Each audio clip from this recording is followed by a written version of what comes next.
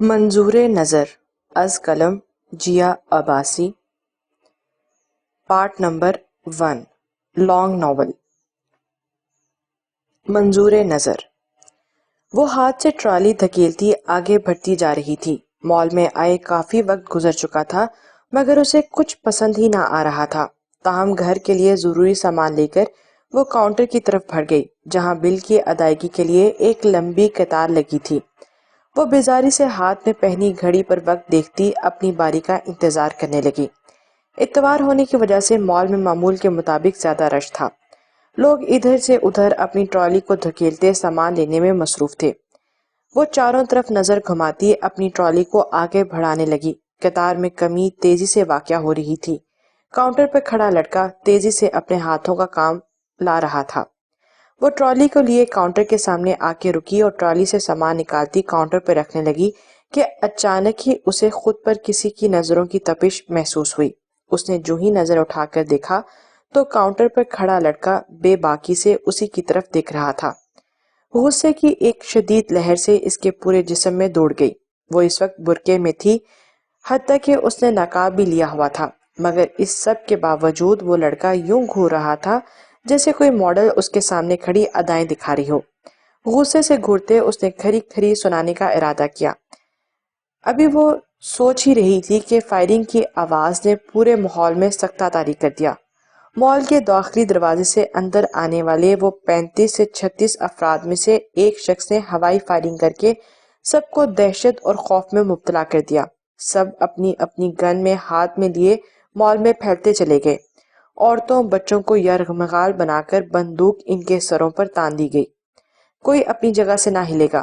اگر کسی نے ذرا سی بھی ہوشیاری دکھانے کی کوشش کی تو اس کو یہیں بھون کر رکھ دیں گے. فائر کرنے والا آدمی کہتا ہوا آگے بڑھا اور کیشیئر کے پاس آ کے رک گیا. وہ جلدی سے اپنی ٹرالی پیچھے گھسیٹتی 2 قدم دور ہوئی. تیرا مالک کہاں ہے؟ اس آدمی نے کاؤنٹر پر کھڑے لڑکی کو گریبان سے پکڑ کر پوچھا. جی وہ تو بس مہینے میں 1 آدھ بار ہی چکر لگاتے ہیں، حساب کتاب دیکھتے ہیں. کیشیئر ہکلاتا ہوا بولا.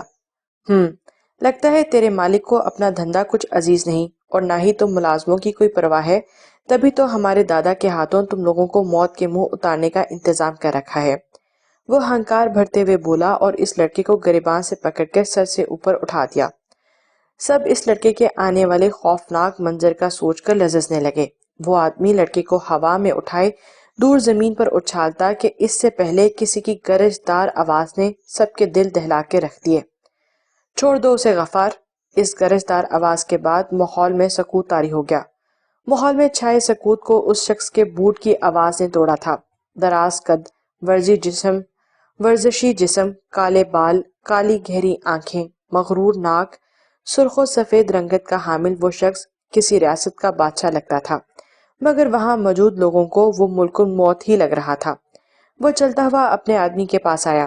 اس شخص کے کہتے ہی غفار لڑکے کو نیچے اتار کر ادب سے ایک طرف ہو گیا. وہ شخص آگے بڑھتا ہوا کیشیئر کی طرف آیا. وہ ابھی تک کاؤنٹر کی طرف ہی کھڑی تھی. اس دل دہلا دینے والی ماحول نے سب کو معاف کر دیا تھا. کوئی بھی شخص کچھ سوچنے سمجھنے کی حالت میں نہ تھا. وہ شخص سرسری نظر اس لڑکی پر ڈالتا کاؤنٹر پر کھڑے لڑکے سے مخاطب ہوا. اگر آج شام تک تمہارا مالک میرے اڈے پر حاضری دینے نہ آیا تو بتا دینا اسے. کل کی صبح صرف اسے نہیں بلکہ اس کے پورے خاندان کو نصیب نہ ہوگی. سمجھ میں آیا یا کچھ اپنے طریقے سے سمجھاؤں؟ جی سمجھ آ گیا کردم دادا، کیشیئر نے ہکلاتے ہوئے کہا. کردم دادا نے ایک بار پھر سرسری نظر اس لڑکی پر ڈالی جو ان لوگوں کی طرف متوجہ تھی.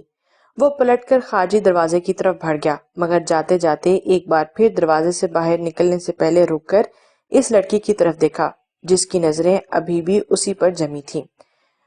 وہ دروازہ عبور کرتے باہر نکل گیا. اس کے ماتحت بھی لوگ اس کے پیچھے چل دیے. ان کے جاتے ہی ماحول کا سکتہ ٹوٹا اور لوگوں میں افراتفری مچ گئی. سب اپنا اپنا سامان وہیں چھوڑ کر مال سے باہر نکلنے کے لیے خارجی دروازے کی طرف بھاگے تھے. وہ بھی سامان وہیں چھوڑتی خارجی دروازے کی طرف بڑھ گئی تھی. وہ تھکی ہاری گھر میں داخل ہوئی. آج کے واقعے نے اس پر کافی خوف طاری کر دیا تھا. وہ ابھی ابھی اس واقعے کو سوچ رہی تھی جب ماں کی آواز اسے سوچ کی دنیا سے باہر لے آئی. کتنی دیر لگا دی انور تم نے، میں کتنا پریشان ہو گئی تھی، اور دیکھو آئی بھی تو خالی ہاتھ، جب کچھ لیا ہی نہیں تو تم اتنی دیر سے کہاں تھی؟ رخسار بیگم نے اسے دیکھتے پریشانی سے سوالوں کی بوچھار شروع کر دی۔ کچھ نہیں ماما، بس آپ کو تو پتا ہے نا، مجھے کچھ اتنی جلدی پسند نہیں آتا، میں پورا مال گھوم کر آئی ہوں لیکن کچھ پسند نہیں آیا، اس لیے دیر ہو گئی اور بغیر کچھ خریدے ہی واپس آ گئی۔ انور نے رخسار بیگم کو پریشان دیکھ کر سچ بتانا مناسب نہ سمجھا، ورنہ وہ اور پریشان ہو جاتی۔ اچھا چلو ٹھیک ہے، تم منہ ہاتھ دھو آؤ، میں کھانا لگاتی ہوں۔ جی ٹھیک ہے۔ وہ اس بات میں سہ ہلاتی اپنے کمرے کی جانب بڑھ گئی۔ رخسار بیگم بھی کھانا لگانے کچن کی جانب بڑھ گئی۔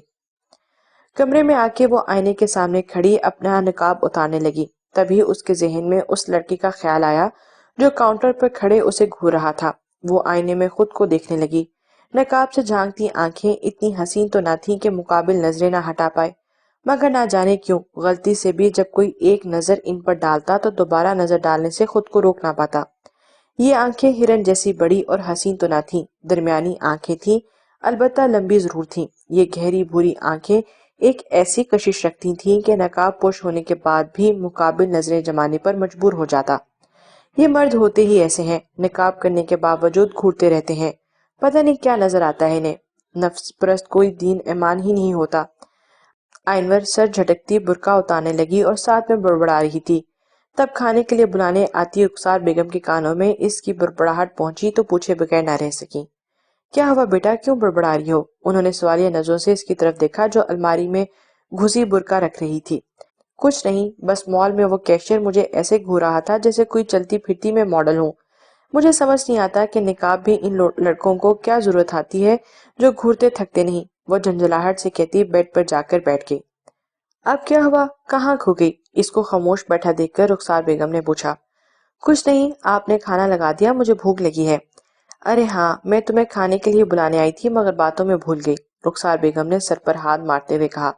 کوئی بات نہیں، آپ چلیں، میں بس منہ دھو کر آتی ہوں، وہ مسکرا کر کہتی واش روم میں چلی گئی۔ رخسار بیگم بھی ٹھیک ہے کہتی کمرے سے باہر نکل گئی تھی۔ ہاتھ میں ریموٹ پکڑے صوفے پر بیٹھی وہ مسلسل چینلز بدلنے میں لگی تھی۔ تب اس کی نظروں سے ایک نیوز چینل گزرا جس پر آج مال میں ہونے والے واقعے کی خبر چل رہی تھی، جس میں یہ بھی بتایا جا رہا تھا کہ اس واقعے کے بعد کچھ عرصے کے لیے مال کو بند کر دیا گیا ہے۔ یہ نیوز والے بھی پوری واردات ہونے کے بعد خبر پہنچاتے ہیں۔ تب کہاں تھے جب وہ گینگسٹر مال میں گھسے تھے؟ وہ سوچ ہی رہی تھی جب رخسار بیگم کی آواز پر فوراً چینل بدل دیا۔ بیٹا میں سوچ رہی ہوں کچھ دنوں کے لیے لاہور جا کے تمہارے پاپا سے ملاؤں۔ رخسار بیگم ہاتھ میں چائے کی ٹرے تھامے کمرے میں آتے ہوئے بولی۔ وہ بھی تو کراچی آ سکتے ہیں نا، مگر جب ہمیں انہیں ہماری پرواہ نہیں تو ہم کیوں جائیں؟ رہنے دیں انہیں وہاں اکیلا، اس نے تلخی سے کہتے ہوئے ٹی وی بند کیا۔ بری بات آئنور، وہ باپ ہیں تمہارے، رخسار بیگم نے اسے ڈپٹا۔ ہاں، جسے اپنی فیملی کی پرواہ تک نہیں، آئنور نے تلخی سے کہا۔ اچھا ان باتوں کو چھوڑو، لیکن یاد رکھنا ہم ضرور 1-2 دن میں جائیں گے بس۔ رخسار بیگم 2 ٹوک انداز میں کہہ کر چلی گئی تو وہ بس منہ بسور کے رہ گئی۔ اچھا ایک بات اور سنو، رخسار بیگم اس بار اس کے چہرے پر نظریں جمائے گویا ہوئی۔ جی؟ وہ چائے پیتے ہوئے بولی۔ وہ پڑوس میں بخت باجی ہے نا؟ ہاں ہے، پھر؟ وہ بے نیازی سے بولی۔ تو انہوں نے تمہارے لیے اپنے بیٹے کا رشتہ بھیجا ہے۔ وہ ایک سانس میں اپنی بات مکمل کر گئی۔ آئنور آنکھیں پھاڑے انہیں دیکھ رہی تھی۔ غصے کی ایک شدید لہر اس کے جسم میں دوڑ گئی۔ وہ چائے کا کپ ٹرے میں رکھتی وہاں سے اٹھ کر چلی گئی۔ مطلب بخت باجی کو انکار کرنا ہے؟ رخسار بیگم اس کو جاتا دیکھ کر گہرا سانس لیتے ہوئے بڑبڑائی تھی۔ دادا، ڈرگز ابھی اڈے پہ نہیں پہنچی، پاشا کے آدمی نے اپنے آدمیوں کے ذریعے بحری جہاز پر حملہ کر کے اپنے میں قبضے میں لے لیا ہے۔ کردم ساحلی سمندر کے قریب والے اڈے پر تھا جب غفار نے آ کر اسے خبر دی۔ وہ تیر سے سامنے موجود ٹیبل پر ہاتھ مارتا اپنی کرسی سے کھڑے ہوتے ہوئے دھاڑا۔ تم لوگوں سے ایک کام بھی ٹھیک نہیں ہوتا۔ اس کی دھاڑ پر غفار 2 قدم پیچھے ہوا۔ سارا کام خراب کر کے رکھ دیا، اس پاشا کو تو میں اب کسی صورت نہیں بخشنے والا۔ جنگ کا آغاز اس کی طرف سے ہوا ہے مگر ختم میں کروں گا۔ معلوم کرو کہ وہ آگے کیا عمل طے کرنے جا رہا ہے، کوئی تو اس کی دکھتی رگ ہوگی۔ کردم ہاتھ سے ماتھا مسلتا ہوا بولا تھا۔ دادا میں نے معلوم کیا ہے، اس کی ایک بھانجی ہے جو کراچی گئی ہوئی ہے، آج لاہور واپس آ رہی ہے، مرحوم بھائی بھابھی کی ایک اکلوتی نشانی ہے۔ اس نے کہتے ہوئے ایک تصویر اس کے سامنے کی۔ غفار کی دی ہوئی خبر اور اس تصویر کو دیکھتے ایک فاتحانہ مسکراہٹ اس کے چہرے پر آئی تھی۔ ٹھیک ہے، معلوم کرو یہ لاہور جہاز کے ذریعے جا رہی ہے یا ٹرین کے ذریعے؟ دادا میں ساری معلومات حاصل کر کے آیا ہوں، وہ ٹرین کے سفر زیادہ شوقین ہے اور ٹرین سے واپس لاہور آ رہی ہے۔ غفار کی بات پر فاتحانہ مسکراہٹ سے وہ بولا تھا۔ بہت خوب، تو کب آ رہی ہے پھر ہماری مہمان؟ دادا 2 بجے کی ٹرین ہے۔ کردم دادا نے ہاتھ پر بندی گھڑی پر نظر ڈالی جو 1:30 بجا رہی تھی۔ ٹھیک ہے، گاڑی نکالو، اپنے مہمان کو لینے میں خود جاؤں گا۔ جی دادا، غفار مودبانہ انداز میں کہتا وہاں سے چلا گیا۔ کردم ہاتھ میں تصویر پکڑتے دیکھتا ہوا بولا، تمہیں یہ دشمنی بہت مہنگی پڑے گی بادشاہ، وہ حقارت سے کہتا اسٹیشن جانے کے لیے نکل گیا تھا۔ لاہور کی سرزمین پر قدم رکھتے ہی کتنی یادیں کس فلم کی طرح اس کی نظروں کے سامنے گزری۔ رخسار بیگم کے کہنے پر مجبور اسے ہتھیار ڈالنے پڑے اور آج وہ لاہور کے اسٹیشن پر کھڑی اپنی زندگی کے بارے میں سوچنے لگی تھی۔ کتنی بے رنگ زندگی تھی اس کی، جس جوانی کی دہلیز پر قدم رکھ کے لڑکیاں اپنی خوبصورت زندگی کے خواب سجاتی ہیں، اس نے اس عمر میں اپنے اندر ویرانیوں کو پایا۔ وہ چھوٹی سی لڑکی جس کی شکل پر معصومیت اور مسکراہٹ میں شرارتی پن کا راج تھا، وہیں اس کی گہری بھوری آنکھیں اداسی سب سے مخفی رہتی تھی۔ کیا ہوا؟ سامان ہاتھ میں لیے رخسار بیگم نے اس کا شانہ ہلایا تو وہ خیالوں کی دنیا سے باہر نکل آئی۔ کچھ نہیں، سارا سامان لے لیا، اس نے فوراً بات بدلی۔ ہاں، بس ٹیکسی دیکھ لوں پھر چلتے ہیں، تم یہاں رکو، میں ٹیکسی دیکھتی ہوں۔ ٹھیک ہے، وہ اس بات میں سرایتی وہیں کھڑی ہوگی اور رخسار بیگم کو جاتا دیکھتی رہی۔ کردم اور اس کے آدمی عام سے ہولیے میں بلوٹوتھ کانوں میں لگائے چاروں طرف پھیل چکے تھے۔ ایک ایک کر کے اوپر نظر رکھو، پاشا اسے ایسے نہیں آنے دے گا، ضرور اس کی حفاظت کے لیے اپنے ماتحت اس نے بھیجے ہوں گے۔ پر دادا، یہاں تو سب عام سے لوگ لگ رہے ہیں، وہ تو کہیں بھی نظر نہیں آ رہی۔ غفار کی آواز اس کے کانوں میں پڑی، تبھی کردم کی نظر برقعے پہنے کھڑی لڑکی پر پڑی تو فوراً اپنے ماتحتوں سے بولا، جتنی نقاب پوش خواتین ہیں سب کو دیکھو، ہو سکتا ہے انہی میں سے کوئی ایک ہو۔ کردم کہتا ہوا اس لڑکی کی طرف بڑھا جو دنیا جہاں سے بے نیاز سر جھکا کر کھڑی تھی۔ کردم نے اس کا بازو پکڑ کر اپنی جانب موڑا۔ آنکھوں میں حیرت لیے وہ پھٹی پھٹی آنکھوں سے اس کا چہرہ دیکھنے لگی، اور یہی حال سامنے کھڑے کردم کا تھا۔ وہ حیرت سے اس کی آنکھوں میں دیکھ رہا تھا، وہی شناسا آنکھیں جن کی کشش میں وہ جکڑ رہا تھا۔ فوراً سر جھٹکتا اپنی ہاتھ سے اس کے نقاب کی طرف بڑھا دیا۔ اس کا ارادہ چہرہ دیکھنے کا تھا۔ نقاب ہٹانے کے لیے اس نے ہاتھ نقاب پر رکھا ہی تھا جب غفار کی آواز اس کے کانوں میں گونجی، دادا، لڑکی مل گئی ہے، ہم نے اسے گاڑی میں ڈال دیا ہے۔ ٹھیک ہے، وہ کہتا ہوا فوراً اس کا بازو چھوڑتا مڑ کر چلا گیا۔ وہ پھٹی پھٹی آنکھوں سے اس کو جاتا دیکھ رہی تھی۔ خوف کی ایک شدید لہر اس کے جسم میں دوڑ گئی۔ مال کا منظر ایک بار پھر آنکھوں کے سامنے لہرایا۔ وہ جھرجھری لیتی جب ایک بار پھر اپنے شانے پر کسی کا ہاتھ محسوس کیا تو فوراً ڈر کر مڑی۔ چلو، ٹیکسی مل گئی ہے۔ رخسار بیگم کو سامنے دیکھ کر اس کی جان میں جان آئی تھی۔ آئیور اسبات میں سر ہلاتی ان کے ساتھ چل دی تھی۔ وہ گھر میں داخل ہوئی تو گھر میں چند چیزوں کے علاوہ کچھ نظر نہ آیا۔ گھر خالی تھا، کوئی جی روح موجود نہ تھی۔ آئیور استزائیہ مسکراہٹ سے رخسار بیگم کی طرف دیکھ کر گویا ہوئی، دیکھ لیا نا آپ نے، انہیں پتا تھا ہم آ رہے ہیں، لینے تو آنا دور، گھر میں کچھ خود بھی موجود نہیں، اوپر سے آپ جانتی ہیں گھر کا سامان کہاں گیا ہوگا۔ رخسار بیگم اس کی بات کو نظر انداز کرتی اندر کی طرف بڑھ گئی۔ وہ بھی منہ بسورتی ان کے پیچھے چل دی۔ تم ایک کام کرو، یہ سامان کمرے میں رکھو جب تک میں کچن میں کچھ کھانے کو دیکھتی ہوں۔ کوئی فائدہ نہیں ماما، کچھ نہیں ملے گا کچن میں۔ لڑکی، یہ بدتمیزی اپنے باپ کے سامنے مت کرنا، سمجھی؟ وہ اسے ڈانٹتی کچن کی جانب بڑھ گئی۔ وہ بھی منہ بسرتی سامنے کمرے میں سامان رکھنے چلی گئی۔ کچن میں پہنچ کر رخسار بیگم نے کیبنٹس کھولی، مگر کچھ بھی ایسا سامان موجود نہ تھا جسے وہ کھانا بنا سکتی یا کوئی ایسی چیز جو وہ کھا کر اپنا بھوک مٹاتی۔ وہ ایک گہرا سانس لیتی کچن سے باہر نکل آئی۔ کیا ہوا، کچھ ملا کھانے کو؟ رخسار بیگم کو کچن سے باہر آتا دیکھ کر آئیور نے فوراً پوچھا تھا۔ وہ نفی میں سر ہلاتی بولی، لگتا ہے باہر سے ہی کچھ لانا پڑے گا۔ ویری گڈ، غلطی ہماری ہی ہے، آتے وقت کھانا ساتھ لے کر آنا چاہیے تھا۔ آئیور کا غصے سے برا حال ہو رہا تھا۔ اب کیا کریں؟ رخسار بیگم نے پوچھا۔ بھوک سے پیٹ میں چوہے دوڑ رہے تھے، لمبے سفر کے بعد تھکن بھی محسوس ہو رہی تھی، ساتھ ہی بھوک سے بھی برا حال تھا۔ آپ یہاں رکیں، میں بازار سے کچھ لے کر آتی ہوں، آئیور کہتے ہوئے اٹھ کھڑی ہوئی۔ نہیں، اکیلے نہیں جاؤ، ساتھ چلتے ہیں، باہر سے کچھ کھا کر تھوڑا سامان بھی خرید لیں گے۔ رخسار بیگم نے مشورہ دیا۔ ٹھیک ہے، آئیور اس بات میں سر ہلاتی برقع پہننے چلی گئی۔ قریبی ریسٹورینٹ سے کھانا کھانے کے بعد وہ بازار چلی گئی۔ رات کے کھانے کے لیے سبزی اور کچھ پھل وغیرہ خرید کے وہ گھر کی جانب روانہ ہوئی۔ گھر کے قریب پہنچی تھیں جب گھر کے باہر بھیڑ جمع تھی۔ چند آدمی کالے کپڑے زیب تن کیے کسی آدمی کو گھسیٹتے ہوئے زبردستی جیپ میں ڈال رہے تھے۔ یہ تو پاپا ہیں۔ انور نے خوفزدہ چہرے سے رخسار بیگم کی طرف دیکھا۔ یا اللہ، یہ لوگ کون ہیں اور اسلم کو کہاں لے کے جا رہے ہیں؟ رخسار بیگم کے چہرے پر بھی خوف کے سائے لہرانے لگے۔ وہ بھاگتی ہوئی وہاں پہنچی مگر ان کے پہنچنے سے پہلے ہی وہ لوگ جا چکے تھے۔ ماما، آپ یہ سامان لے کر اندر جائیں اور تالا لگا لیں، کوئی بھی آئے تو دروازہ نہ کھولے گا، میں ابھی آئی۔ تم پاگل ہو نور، کہاں جا رہی ہو؟ وہ اسے روکتی ہوئی بولی۔ تو کیا کروں، ان کی لاش کا انتظار کروں؟ وہ کرب سے بولی۔ اللہ نہ کرے کیسی باتیں کر رہی ہو، تو بس پھر مجھے جانے دیں، وہ لوگ نکل جائیں گے۔ آئیور نے گاڑی کو دور جاتا دیکھ کر کہا مگر ابھی بھی وہ گاڑی نظروں سے اوجھل نہ ہوئی تھی۔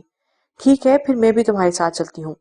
نہیں، آپ یہیں پر ہماری واپسی کا انتظار کریں، انشاءاللہ میں پاپا کو ساتھ لے کر ہی لوٹوں گی۔ آئیور کا انداز دو ٹوک تھا۔ ٹھیک ہے، اللہ تمہیں اپنے ایمان میں رکھے، آمین۔ آئیور کہتی آگے بڑھ گئی۔ قریب ہی اسے ایک ٹیکسی نظر آ گئی تھی۔ بھائی صاحب، اس گاڑی کے پیچھے جانا ہے۔ آئیور نے دور جاتی گاڑی کی طرف اشارہ کیا جو بہت دور جانے کی وجہ سے اب دھندلی دھندلی دکھائی دینے لگی تھی۔ ٹھیک ہے، بیٹھے۔ بھائی ذرا جلدی، گاڑی نکلنی نہیں چاہیے۔ اس کے کہتے ہی ڈرائیور نے ٹیکسی کی رفتار تیز کر دی۔ جیپ مختلف مقامات سے گزرتی جا رہی تھی، وہ بھی انہی کی تقلید کرتے جا رہی تھی۔ جیپ آگے جا کے ایک محل نما بنگلے کے سامنے رکی۔ گاڑی کے رکتے ہی دروازے پر کھڑے گارڈ نے دروازہ کھول دیا۔ گاڑی اندر کی جانب بڑھی اور دروازہ ایک بار پھر بند ہو گیا۔ آئیور ٹیکسی میں بیٹھی یہ سب دیکھتی رہی۔ ٹیکسی کو بنگلے سے تھوڑے فاصلے پہ رکھوا کر ٹیکسی سے نیچے اتری۔ ٹیکسی ڈرائیور کو پیسے دے کر وہ پیدل ہی بنگلے کی سمت چلنے لگی۔ آس پاس ایسے ہی بنگلے بنے تھے۔ وہ چاروں طرف نظریں گھماتی اس بنگلے کے سامنے آ کے رکی، دھڑکتے دل کے ساتھ بیل پر ہاتھ رکھا۔ دروازے پر کھڑے گارڈ نے دروازے میں بنی چھوٹی سی کھڑکی سے باہر دیکھا۔ اے لڑکی، چلی جا یہاں سے، کہیں اور جا کے بھیک مانگ، گارڈ نے کھورتے ہوئے کہا۔ گارڈ کی بات پر آئیور حیرت سے اس کے آنکھوں کی طرف دیکھنے لگی، پھر ایک نظر خود کو دیکھا۔ اس وقت اسے شدید غصہ چڑھا تھا مگر پھر گہرا سانس لے کے رہ گئی۔ یہ بڑے گھر کے لوگ اتنے پیسے تو ہوتے نہیں اپنے لیے مکمل لباس خرید سکیں، کہیں سے آستین غائب ہے تو کبھی گھٹنوں سے نیچے کپڑا کم پڑ جاتا ہے۔ آیا بڑا مجھے بھکارن بولنے والا۔ آئیور نے جلد بول کر سوچا اور کچھ بولی نہیں، ابھی زیادہ ضروری کام باپ تک پہنچنا تھا۔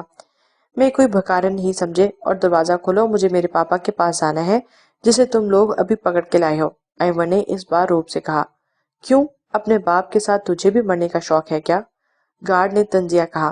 مجھے تم سے بات نہیں کرنی، اپنے مالک کو جا کر بولو اسلم کی بیٹی آئی ہے۔ چلی جا یہاں سے، کیوں اپنی جان کی دشمن بنی ہے؟ گارڈ نے ایک بار پھر اسے چلے جانے کا کہا۔ مجھے بس میرے پاپا کے پاس جانا ہے، جا کر اپنے مالک کو بتاؤ میری آمد کا۔ وہ بھی آئیور تھی، ڈر کے پیچھے ہٹنا اس نے سیکھا نہ تھا۔ گارڈ تعصب سے اسے دیکھتا دروازے سے ہٹ گیا۔ تھوڑی دیر بعد وہ پھر دروازے کی کھڑکی پر نظر آیا۔ اب کی بار اس نے خاموشی سے دروازہ کھول دیا۔ لگتا ہے اپنے مالک سے بات کر کے آیا ہے اور اسے اندر آنے کی اجازت دے دی ہے۔ یہاں تک تو آ گئی ہوں، نہ جانے آگے کیا ہوگا۔ اللہ جی بس میری حفاظت کرنا۔ آئیور دل میں دعا کرتی اندر کی جانب قدم بڑھا دیے۔ اندر قدم رکھتے ہی اسے پورچ دکھائی دیا جہاں جیپ کے علاوہ 3 نئے ماڈلز کی کار بھی کھڑی تھی۔ گارڈ کی تقلید کرتے بنگلے کے اندرونی دروازے کی طرف وہ بڑھی۔ پاپا کہاں ہے؟ نظر کیوں نہیں آ رہے؟ کہیں ان لوگوں نے کچھ نہیں۔ وہ سوچ ہی رہی تھی جب ڈرائنگ روم میں پھیلی کلون کی خوشبو نے اسے اپنی جانب متوجہ کیا۔ اس نے سر اٹھا کر دیکھا تو آنکھوں میں حیرت در آئی۔ ایسی ہی حیرانی سامنے والی کی آنکھوں میں بھی تھی۔ وہ اسے دیکھتی اپنی جگہ ساکت ہی رہ گئی مگر اگلے ہی لمحے سنبھل کر اٹھ کھڑی ہوئی۔ وہ شخص بھی اب بے تاثر چہرہ لیے اس کے سامنے صوفے پر بیٹھ چکا تھا، لیکن آئیور کو بیٹھنے کا نہیں کہا تھا۔ وہ بھی بیٹھنے نہیں آئی تھی، جلد از جلد اپنے باپ کو لے کر جانا چاہتی تھی، اس لیے کھڑے کھڑے ہی بنا کوئی تہمید باندھے گویا ہوئی۔ میرے پاپا کہاں ہیں؟ بغیر کسی خوف کے سوال کیا۔ سامنے بیٹھے شخص ٹانگ پر ٹانگ چڑھائے کافی دلچسپی سے اسے دیکھ رہا تھا۔ اپنی طرف یوں تکتا پا کر وہ زچ ہوئی۔ مسٹر کردم، میں آپ سے پوچھتی ہوں کہ میرے پاپا کہاں ہیں اور انہیں یہاں کیوں لایا گیا ہے؟ کردم نے تیکھی نظروں سے اسے دیکھا۔ جب میرا نام معلوم ہے تو یہ بھی معلوم ہے کہ تمہارے پاپا کو یہاں کیوں لایا گیا ہے، یہ بھی تمہیں معلوم ہو جانا چاہیے تھا۔ اب کی بار آئیور خاموش رہی کیونکہ اس کے دماغ میں ایک نہیں کئی وجہیں موجود تھیں جن میں سے ایک کا چناؤ مشکل تھا۔ کیا ہوا، خاموش کیوں ہو گئی؟ وہ طنزیہ مسکراہٹ کے ساتھ بولا، نہیں، مجھے نہیں معلوم کہ یہاں انہیں کیوں لایا گیا ہے اور آپ لوگ ان سے کیا چاہتے ہیں، وہ اعتماد سے بولی۔ کردم نے غور سے اسے سر سے پاؤں تک دیکھا، خود کو برقعے میں چھپائے بس نقاب سے جھانکتی دو پرکشش آنکھیں جو فی الوقت اسے غصے سے دیکھ رہی تھیں۔ لگتا نہیں ہے کہ تم جیسی لڑکی اس جیسے آدمی کی بیٹی ہو سکتی ہے۔ خیر، کام کی بات پر آتے ہیں۔ تمہارے باپ نے جوئے میں 50 لاکھ ہارا ہے، جس کو ادا کرنے کی 3 ماہ کی مہلت طلب کی تھی۔ ان 3 ماہ میں میرے آدمیوں نے کئی بار جا کے اسے یاد دہانی کروائی اور آج پورے 3 ماہ ہو چکے ہیں، مگر اس نے قیمت ادا نہیں کی تو اٹھا لیا ہم نے اس کو اس کے گھر سے۔ اب تک تو میرے آدمی اس کا قصہ ختم کر دیتے، مگر تم آ گئی اپنے شرابی جواری باپ کی فرما بردار بیٹی بن کر۔ کردم کی بات پر اس کی آنکھوں میں نمی اترنے لگی، جیسے اسے فوراً پیچھے دھکیلا تھا۔ آپ کو آپ کے پیسے مل جائیں گے، لیکن میرے پاپا کو چھوڑ دیں۔ آئیور ہنوز کھڑی تھی۔ کردم نے بھی اسے بیٹھنے کا کہنے کی ضرورت محسوس نہ کی تھی۔ مجھے جتنا وقت دینا تھا میں دے چکا ہوں، ویسے بھی کافی وقت برباد کر چکی ہو میرا، اور اب تم جا سکتی ہو۔ چند منٹ کی زندگی بھی تمہارے باپ کو تمہاری ان بکواس باتوں کی وجہ سے مل گئی ہے۔ اب جاؤ یہاں سے، تمہارے باپ کی لاش تمہارے گھر پہنچا دی جائے گی۔ کردم کہتا ہوا کھڑا ہو گیا۔ نہیں، دیکھیں کچھ وقت اور دیتے ہیں، بس 1 ہفتہ، میں آپ کے سارے پیسے آپ کو لوٹا دوں گی، وہ بے بسی سے بولی، جبکہ وہ خود بھی جانتی تھی کہ اتنی بڑی رقم وہ 1 ہفتے میں کہاں سے لاتی۔ آئیور کی بات پر وہ کچھ دیر خاموش کھڑا اسے دیکھتا رہا، پھر ایک گہری مسکراہٹ کے ساتھ گویا ہوا، چلو تم اتنا کہہ رہی ہو تو ایک ڈیل کرتے ہیں۔ کیسی ڈیل؟ آئیور اٹھی۔ تمہاری باپ کی جان کے بدلے میں تم۔ یہ کہتے ہوئے چہرہ بالکل سنجیدہ تھا، پہلے والی مسکراہٹ اب غائب تھی۔ مطلب میری جان؟ ٹھیک ہے، آپ مجھے مار کر اپنا حساب برابر کر لیں، وہ بغیر کسی خوف کے بولی۔ کردم حیرت سے اسے دیکھنے لگا جو بڑے آرام سے اپنی جان لینے کی بات کر رہی تھی۔ میں تمہاری جان کی نہیں، تمہاری بات کر رہا ہوں۔ اپنے باپ کو بچانا ہے تو خود کو مجھے سونپ دو، ورنہ گھر جا کر اپنے باپ کی لاش کا انتظار کرو۔ کردم کی بات نے اسے سن کر دیا۔ آئیور کو لگا کہ کسی نے اس کے کان میں پگھلا ہوا سیسا انڈیل دیا ہو۔ وہ سفید پڑنے لگی، جیسے کاٹو تو بدن میں لہو نہیں۔ میں کوئی داشتہ نہیں، وہ ثبت سے بولی، غصے کو ضبط کرتی سرخ آنکھیں وہ بے بسی کی انتہا پر تھیں۔ میرے پاس مزید تمہاری کوئی بکواس سننے کا وقت تو نہیں، جو فیصلہ کرنا ہے جلدی کرو، کردم نے بیزاری سے کہا۔ آئیور خاموش کھڑی اپنے پیروں کو دیکھتی رہی۔ ایک طرف باپ کی جان تھی تو دوسری طرف اس کی عزت۔ عزت کو چنا تو باپ کی جان جائے گی، باپ کو چنا تو اللہ ناراض ہو جائے گا۔ فیصلہ تھا تو کتنا مشکل، مگر کسی ایک کا چناؤ لازم تھا۔ ٹھیک ہے، آپ میرے پاپا کو چھوڑ دیں، آئیور کہہ کر رکی، آنکھیں نم ہونے لگی تھی۔ کرم دلچسپی سے اس کے جھکے سر کو دیکھنے لگا، تبھی وہ چہرہ اٹھا کر پھر گویا ہوئی، مگر آپ کو مجھ سے نکاح کرنا ہوگا۔ کیا دماغ ٹھیک ہے تمہارا؟ تم خود چل کر یہاں آئی ہو، سوچو میں اگر چاہوں تو تم اور تمہارا باپ کبھی یہاں سے واپس نہ جا سکیں۔ ایک موت کے منہ میں ہوگا تو دوسرا میری خوابگاہ میں۔ کیا کر لو گی تم؟ کچھ نہیں، کردم نے اسے باور کروایا۔ وہ اس وقت کہاں تھی؟ دیکھیں، میں اپنی بیوی بنانے کا نہیں بول رہی، بس نکاح کر لیں، کیونکہ یہ سب میرے لیے گناہ ہے اور اپنے باپ کو مرتا میں دیکھ نہیں سکتی۔ میں ویسے بھی آپ کے کسی مہمان یا آپ سے جڑے کسی شخص کے سامنے نہیں آؤں گی، تو اس نکاح کے بارے میں کسی کو پتہ نہیں چلے گا۔ پھر جب آپ مجھے آزاد کرنا چاہیں تو طلاق دے دی گا، بس، وہ بے بسی سے بولی، آنسو پلکوں کی پار توڑ کر آنے کے لیے تیار تھے۔ کردم خاموشی سے کھڑا اسے دیکھتا رہا۔ آئیون کی آنکھوں میں آئی نمی وہ پہلے ہی دیکھ چکا تھا۔ کچھ دیر خاموش رہنے کے بعد گویا ہوا، ٹھیک ہے، لیکن اس نکاح کا مطلب یہ ہرگز نہیں ہوگا کہ تم میری بیوی ہو، سمجھی؟ بالکل، آئیور نے ہمی بھر لی۔ ٹھیک ہے، اب جاؤ، کردم کہہ کر مڑنے لگا تو آئیور فوراً بولی، اور پاپا ان کو تو چھوڑ دیں، جب نکاح ہوگا تو وہ بھی آزاد ہو جائے گا۔ دیکھیں، ان کو چھوڑ دیں، آج رات 8 بجے آپ گھر آ جائے گا، ہم قاضی صاحب کے ساتھ ہی آپ کا انتظار کریں گے۔ فرار ہونے کا تو سوال ہی نہیں، میں اچھی طرح جانتی ہوں آپ کیا کیا کر سکتے ہیں۔ کافی سمجھدار ہو، کردم اس کی بات سے کافی محظوظ ہوا تھا۔ ٹھیک ہے، باہر جاؤ، تمہیں تمہارا باپ باہر کھڑا مل جائے گا۔ ٹھیک ہے، آئیور اس بات میں سر ہلاتی جانے لگی جب کردم کی آواز پر رکی، سنو، نام کیا ہے تمہارا؟ آئیور۔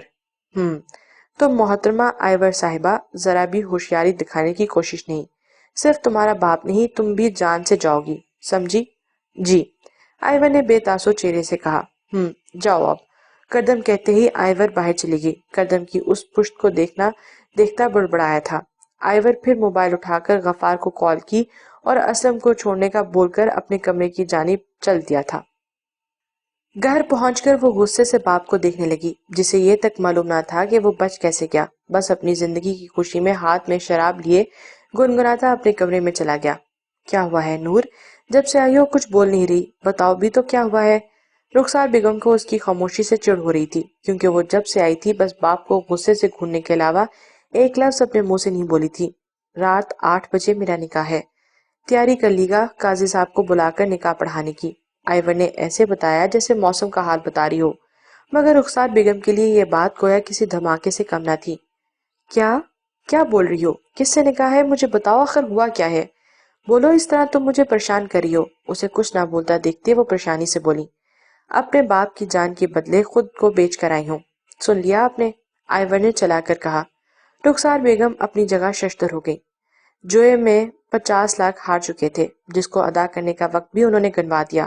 وہ لوگ تو انہیں مار کر اپنا پیسہ وصول کر لینا چاہتے تھے، مگر پھر اس کردم دادا نے یہ شرط رکھی کہ اگر میں خود کو اس کے سونپ دوں تو وہ پاپا کو چھوڑ دے گا۔ آئیور نے تھکے تھکے انداز میں بتایا۔ کیا؟ رخسار بیگم کو یقین نہیں آ رہا تھا، ایک ہی دن میں اور اب کیا کیا دکھنا باقی تھا۔ ہاں، پاپا کی جان کی قیمت کے بدلے وہ میرا وجود حاصل کرنا چاہتا ہے، لیکن میں یہ سب نہیں کر سکتی تھی، اس لیے اس نے مجھے اتنی مہلت دی کہ وہ مجھ سے نکاح کر لے گا اور جب اس کا دل بھر جائے گا تو مجھے چھوڑ دے گا۔ پر اگر انہوں نے اس سب کے بعد بھی اسلم کو مار دیا تو؟ رخسار بیگم نے خدشہ ظاہر کیا۔ یہ کام تو وہ اب بھی کر سکتے تھے، پاپا کو وہ پکڑ کے لے گئے تھے اور میں خود چل کے ان لوگوں کے پاس چلی گئی تھی۔ اگر ایسا ہوتا تو پاپا اپنے پیروں پہ نہ آتے اور نہ میری عزت محفوظ رہتی۔ آئیور کافی غصے میں تھی، اس لیے لہجہ تلخ ہوتا جا رہا تھا۔ پر وہ تم سے نکاح کیوں کر رہا ہے؟ رخسار بیگم الجھی بولی۔ آپ کو کیا لگتا ہے یہاں کوئی فلم چل رہی ہے؟ اس نے مجھے کہیں بازار میں دیکھ کر میری محبت میں شدید گرفتار ہو گیا اور اب میرے باپ کو مارنے کے بہانے سے مجھ سے شادی کرنا چاہتا ہے۔ آئیور نے جل کر کہا، وہ مرد ہے مرد، یہ نہیں دیکھتا سامنے کھڑی عورت کیسی ہے، کیا ہے، اسے بس اپنی ہوس پوری کرنی ہے۔ وہ اچھے سے جانتا ہے کہ اتنی بڑی رقم ہم ادا نہیں کر سکتے۔ پاپا کو بھی جان سے مار کر کون سا اس کو پیسہ ملنا تھا، اس لیے انہوں نے مجھے بلی کا بکرا بنا لیا۔ وہ استہزائیہ ہنسی۔ رخسار بیگم افسوس سے اس کو دیکھنے لگی۔ آخر ماں باپ کی غلطیوں کی سزا اولاد ہی بھگتتی ہے۔ مجھے بھی اپنے باپ کے گناہوں کا کفارہ ادا کرنا ہے۔ ایک آنسو ٹوٹ کر اس کی آنکھوں سے بہہ گیا۔ رخسار بیگم بھی آنسو بہاتی اسے دیکھتی رہ گئی۔ دادا، پاشا کا فون ہے۔ کردم اپنے کمرے میں تھا جب غفار نے آ کر اطلاع دی۔ آؤ۔ اسے خیال تو آ ہی گیا۔ کردم نے محظوظ ہوتے موبائل کان سے لگایا۔ ہیلو ہیلو ہیلو کردم دادا، میری بانجی کو چھوڑ دو، اس سب میں اسے بیچ میں مت گھسیٹو، تمہاری دشمنی مجھ سے ہے، اس سے نہیں۔ کردم کے ہیلو بولتے ہی پاشا بے بسی سے بولا، اسے بیچ میں لانے والے تم ہی ہو، تم میرا جہاز آزاد کروا دو، تمہاری بانجی بھی صحیح سلامت تمہارے پاس پہنچ جائے گی۔ کردم نے کہتے ہی فون کاٹ دیا۔ پاشا بس ہیلو ہیلو کرتا رہ گیا۔ صحیح اس کی دکھتی رگ پر پاؤں رکھا ہے، دیکھو کیسے مچھلی کی طرح پھڑ پھڑا رہا ہے، اب معلوم ہوگا کہ کس سے دشمنی مولی۔ کردم نے حقارت سے کہا۔ دادا ایک بات پوچھو؟ غفار نے ہچکچاتے ہوئے گویا ہوا۔ پوچھو۔ آپ نے اسلم کو جانے کیوں دیا؟ مطلب آپ کے کہنے پر ہی تو اٹھا کر لائے تھے۔ غفار کی بات پر ایک دلکش مسکراہٹ کردم کے ہونٹوں کو چھو گئی۔ کردم دادا کبھی گھاٹے کا سودا نہیں کرتا، رات کو گاڑی تیار رکھنا، 8 بجے اسلم کے گھر جانا ہے۔ جی دادا۔ غفار موتبانہ انداز میں کہتا کمرے سے باہر نکل گیا۔ کردم لائٹ بند کر کے بیڈ پر لیٹ گیا۔ اسے خود سمجھ نہیں آ رہا تھا کہ اس نے ایسا کیوں کیا۔ کتنی ہی پری پیکر اس کے ایک اشارے کی منتظر رہتی تھیں، اور وہ ایک ایسی لڑکی سے نکاح کرنے جا رہا تھا جس کی آنکھوں کے سوا کچھ دیکھا ہی نہیں تھا اس نے۔ پھر کیا تھا جو اسے اپنی طرف کھینچتا تھا؟ صرف وقتی کشش ہے جو مجھے اس کی طرف کھینچ رہی ہے، بس ایک دفعہ اسے حاصل کر لوں، پھر 1-2 دن میں ہی فارغ کر دوں گا۔ وہ سر جھٹکتا بڑبڑاتے ہوئے سونے کی کوشش کرنے لگا۔ نور بیٹا سوچ لو، کوئی اور حل بھی تو ہو سکتا ہے۔ آئیور آئینے کے سامنے کھڑی اپنا جائزہ لے رہی تھی جب رخسار بیگم اس کے کمرے میں آ کر گویا ہوئی۔ وہ رخسار بیگم کی بات پر ان کی طرف متوجہ ہوئی، بس خاموشی سے آئینے کو دیکھتی رہی۔ آج اس نے کالے کپڑے زیب تن کیے تھے، میک اپ کے نام پر آنکھوں میں کاجل لگائے، ہلکی سی پنک لپسٹک لگائے، کہیں سے بھی وہ دلہن نہیں لگ رہی تھی جس کا کچھ دیر بعد نکاح ہونے جا رہا تھا۔ آئیور میں تم سے بات کر رہی ہوں، آپ کے پاس کوئی حل ہے؟ آئیور نے پلٹ کر سوال کیا۔ ہم بھاگ بھی تو سکتے ہیں، وہ ہمیں ڈھونڈ نکالے گا۔ وہ صرف پاپا کی جان لیتا، لیکن ہماری اس حرکت کے بعد وہ ہم میں سے کسی کو بھی نہیں چھوڑے گا، آئیور نے بے بسی سے کہا۔ تو کوئی اور حل ہوگا، ہم پولیس کو بول دیتے ہیں، رخسار بیگم نے ایک امید سے کہا۔ ایسے لوگوں کا پولیس بھی کچھ نہیں کر سکتی، ان لوگوں پر ہاتھ ڈالنا اتنا آسان نہیں۔ اور آپ فکر نہ کریں، کچھ دن کی بات ہے، پھر میں آزاد ہو کر آپ کے ساتھ کراچی چلوں گی۔ آئیور نے انہیں پرسکون کرنا چاہا تھا۔ مگر اب کچھ نہیں، آپ کو تو خوش ہونا چاہیے، آپ ہی تو چاہتی تھی کہ میں شادی کر لوں، تو دیکھیں آج میری شادی ہے۔ رخسار بیگم کچھ بولنا چاہ رہی تھی، مگر آئیور نے ان کی بات کاٹ دی۔ میں نے کبھی نہیں چاہا تھا کہ تمہاری شادی یوں ہو، کتنے ارمان تھے تمہاری شادی کے، پر سب ادھورے رہ گئے۔ آپ تو یوں پریشان ہو رہی ہیں جیسے میں سچ میں رخصت ہو رہی ہوں۔ کہا نا صرف کچھ دن، پھر وہ مجھے طلاق دے دے گا، اور اس کے بعد کون ایک طلاق یافتہ سے شادی کرے گا؟ آئیور کی بات پر اب کی بار رخسار بیگم کو غصہ آ گیا۔ تو آپ سے کس نے کہا ہے میں شادی کروں گی؟ نہ تو مجھے پہلے شادی میں کوئی دلچسپی تھی، نہ اب، آئیور نے اطمینان سے کہا۔ رخسار بیگم بس تعصب سے اسے دیکھتی رہ گئیں۔ گاڑی تیز رفتاری سے اپنی منزل کی جانب گامزن تھی۔ وہ بار بار گاڑی میں وقت دیکھنے لگا۔ 8 بجنے میں بس اب 10 منٹ ہی باقی تھے جب گاڑی ایک درمیانی طبقے کے گھر کے سامنے جا کے رکی۔ غفار نے فوراً گاڑی سے باہر نکل کر قدم دادا کے لیے دروازہ کھولا۔ بلیک 3 پیس سوٹ میں وہ ماحول پر چھا رہا تھا۔ وہیں اندر کمرے میں بیٹھی آئیور تک گاڑی کے رکنے کی آواز بآسانی پہنچ گئی تھی۔ وہیں اس کے دل کی دھڑکنیں بے ترتیب ہوئیں اور ایک انجانے خوف کے تحت رخسار بیگم نے بھی گاڑی کی آواز سن کر دروازے کی طرف دوڑ لگا دی۔ دروازہ کھلا اور ایک خوش شکل مرد اندر داخل ہوا۔ غفار نے بھی اس کی تقلید کی۔ رخسار بیگم حیران سی اسے دیکھ رہی تھی۔ کچھ اور حالات ہوتے تو شاید ایسا داماد ملنے پر وہ خوش ہوتی جو بالکل کسی ریاست کا شہزادہ لگ رہا تھا، مگر وہ کیسے بھول سکتی تھی کہ سامنے کھڑا مرد کوئی شہزادہ نہیں بلکہ ایک گینگسٹر ہے جو ان کی بیٹی کو اس کے باپ کے جان کے بدلے صرف حاصل کرنا چاہتا ہے۔ وہ ان دونوں کے لیے اندر آ گئی۔ قاضی صاحب بھی پہلے سے موجود تھے اور اپنے ہمراہ کچھ گواہوں کو ساتھ بھی لائے تھے۔ اسلم اب بھی سب سے بے نیاز بیٹھا تھا، جیسے اسے کسی بات کی پرواہ نہ ہو کہ اس کی بیٹی کی زندگی میں کیا ہونے جا رہا ہے۔ رخسار بیگم آئیور کے چہرے پر لال دوپٹے کا گھونگھٹ ڈالے باہر لے آئی۔ حق مہر میں بھی رخسار بیگم نے اسلم کے جوئے میں ہاری رقم لکھوائی تھی جس کی ادائیگی ہونی ہی نہیں تھی۔ ساری کارروائی کے بعد قاضی صاحب نے نکاح پڑھانا شروع کیا اور آئیور دیکھتے ہی دیکھتے آئیور اسلم سے آئیور کردم عباس بن گئی۔ نکاح کے پیپر سائن کرتے ایک آنسو ٹوٹ کر اس کی آنکھ سے بہہ گیا۔ اس دوران کردم بالکل خاموش تماشائی بنا تھا۔ اکثر کردم کی نظر اٹھتی تو آئیور کے لال دوپٹے سے چھلکتے آنکھ مچولی کرتے چہرے پر پڑتی۔ دوپٹے کے پیچھے سے اس کا چہرہ صاف نظر نہیں آ رہا تھا، لیکن جتنا بھی نظر آ رہا تھا کردم کے دل کی دنیا میں ہلچل مچا رہا تھا۔ نکاح ہوتے ہی کردم اپنی جگہ سے اٹھ گیا۔ غفار نے بھی اس کی تقلید کی۔ اب ہمیں چلنا چاہیے، کردم نے آئیور کی طرف دیکھتے ہوئے کہا۔ بس 1 منٹ، رخسار بیگم کہہ کر آئیور کو اپنے ساتھ کمرے میں لے گئیں۔ اس کے سر سے لال دوپٹہ ہٹا کر سفید چادر اوڑھ دی۔ اپنا خیال رکھنا، رخسار بیگم نے بہتی آنکھوں سے اسے دیکھتے ہوئے کہا۔ وہ بھی آنسو بہاتی ان کے گلے سے لگی۔ آپ فکر نہ کریں، سب ٹھیک ہو جائے گا، آئیور نے انہیں تسلی دیتے ہوئے کہا۔ انشاءاللہ، رخسار بیگم آنسو صاف کرتی اسے باہر لے آئی۔ کردم نے اس کی طرف دیکھا، چہرہ اب بھی چادر سے چھپا ہوا تھا۔ آئیور چلتی ہوئی اپنے باپ کے سامنے آئی جو اب بھی بے حس بنا تھا، جسے یہ تک پرواہ نہ تھی کہ اس کی جان کی خاطر اس کی بیٹی اس دلدل میں پھنسی ہے۔ ایک نظر باپ کے چہرے پر ڈال کر شاید بھی دیکھنا نصیب ہو نہ ہو، وہ نہیں جانتی آگے اس کے ساتھ کیا ہونے والا ہے۔ پاپا، آنسو بہاتی وہ سسکی۔ یہ پہلی دفعہ تھا جب اسلم کو یوں پاپا کہہ کر وہ پکاری تھی، اور یہ بھی پہلی دفعہ تھا کہ اسلم نے بھی باپ کی شفقت سے بھرا ہاتھ اس کے سر پہ رکھا۔ یہ سب دیکھ کر کردم کو کوفت ہونے لگی۔ اس نے اپنے قدم باہر کی جانب بڑھا دیے۔ غفار نے بھی اس کی تقلید کی اور نہ چاہتے ہوئے بھی آئیور ان کے پیچھے چل دی۔ گاڑی میں بیٹھ کر ایک نظر آئیور نے اپنے گھر پر ڈالی۔ رخسار بیگم بھی دروازے پر کھڑی اسے دیکھ رہی تھی۔ غفار نے زن سے گاڑی وہاں سے نکال دی اور دیکھتے ہی دیکھتے گاڑی رخسار بیگم کی نظروں سے اوجھل ہو گئی۔ وہ بے بسی سے اس راستے کو دیکھ رہی تھی، پھر گہرا سانس لیتی دروازہ بند کر کے اندر چلی گئی۔ گھر پہنچتے ہی غفار نے کردم کے لیے دروازہ کھولا۔ گاڑی سے باہر نکل کر اس نے اپنے قدم اندر کی جانب بڑھا دیے۔ دیکھا، میں نے کہا تھا نا آج ضرور کچھ خاص ہے، تبھی دادا اتنا تیار ہو کر گھر سے نکلے تھے اور ہم لوگوں کو بھی ساتھ لے کر نہیں گئے۔ فورس میں گاڑی لگاتے گارڈ نے اپنے ساتھی سے کہا۔ رحمت تو اپنے دماغ کو اتنی زحمت نہ دیا کر جتنی ضرورت ہو۔ رحیم نے اس کی بات کو ہوا میں اڑایا، جس پر فاروق نے بھی کہکا لگایا تھا۔ اچھا، اگر میں غلط ہوں تو پھر وہ لڑکی کون ہے جو دادا کے ساتھ اندر گئی ہے؟ رحمت نے ان کی توجہ آئیور کی طرف کروائی۔ یار چھوڑنا، یہ تو ہر دوسرے دن کی کہانی ہے۔ دادا کی خوابگاہ میں ہر دوسرے تیسرے دن نئی لڑکی ہوتی ہے، فاروق نے بیزاری سے کہا۔ ہاں لیکن وہ لڑکی کچھ عجیب نہیں تھی، مطلب آج تک جتنی بھی لڑکیاں آئی ہیں وہ کبھی ایسے پردے میں تو نہ آئی۔ رحمت کا اشارہ آئیور کی چادر کی طرف تھا۔ ارے کہیں یہ وہ لڑکی تو نہیں؟ کون؟ وہ دونوں ہم آواز بولے۔ ابے وہی جو اسلم کو لینے آئی تھی، اس کی بیٹی، وہ بھی تو برقعے میں تھی۔ رحیم نے اندازہ لگایا۔ مجھے لگتا ہے تم دونوں کا دماغ خراب ہو گیا ہے، فاروق نے دونوں کی طرف دیکھتے ہوئے کہا۔